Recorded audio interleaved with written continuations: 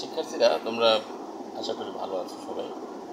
তোমাদের জন্য আজকে আমার আরও একটি আলোচনা এবং সেই পুরনো আলোচনাটি আমি প্রলম্বিত করছি এবং তোমাদের প্রয়োজনেই সেই আলোচনাটিকে আমি আরও সামনে এগিয়ে নিচ্ছি। কারণ কাজী নজরুল ইসলাম সম্পর্কে আমরা যে আলোচনাগুলো আগে করেছি বিদ্রোহী কবিতার আলোচনার প্রেক্ষাপটে, কাজী নজরুলের এই কবিতাটি আসলে আমাদের বাংলা সাহিত্যে এবং বিশ্ব সাহিত্যের একটি অন্যতম শ্রেষ্ঠ কাজ।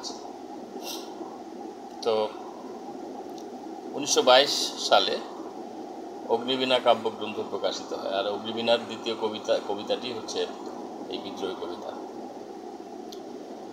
নজরুল যখন এদেশে দেখতে পান ব্রিটিশরা দেশকে শাসন করছে এবং একটি শ্রেণী তৈরি হয়েছে যেটি শাসকের নামে, এবং আরেকটি হচ্ছে শোষিত।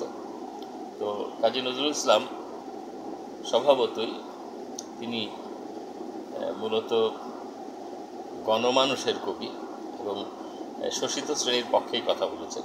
বিদ্রোহী কবিতায় তিনি তার বিদ্রোহ করেছেন মূলত শোষকের বিরুদ্ধে, এবং এই বিদ্রোহী চরিত্রটি তিনি রচনা করেছেন বিভিন্ন উপমা, বিভিন্ন তুলনা, বিভিন্ন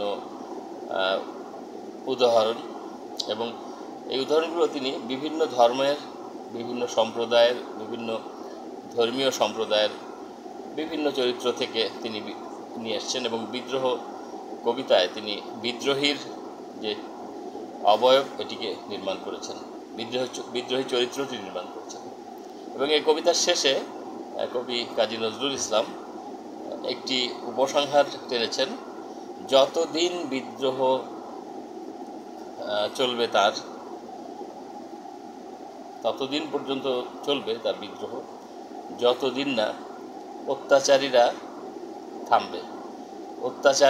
অত্যাচার না থামা পর্যন্ত তিনি তার বিদ্রোহ চালিয়ে যাবেন। তো এই কবিতাটি মূলত এইভাবেই তিনি নির্মাণ করেছেন, এবং বিদ্রোহ তার শুধু এই দেশের, এই ভূখণ্ডের যারা অত্যাচারী তাদের বিরুদ্ধে নয়, গোটা বিশ্বের, গোটা মানব সমাজের যারা অত্যাচারী আছেন, অত্যাচারী শাসক, অত্যাচারী বিভিন্ন সম্প্রদায় রয়েছে, তাদের বিরুদ্ধেই তিনি বিদ্রোহ করেছেন। এবং তার এই বিদ্রোহ এই কামনায় যে একদিন তাদের অত্যাচার থামবে এবং তখনই তিনি শান্ত হবেন। ধন্যবাদ সবাইকে।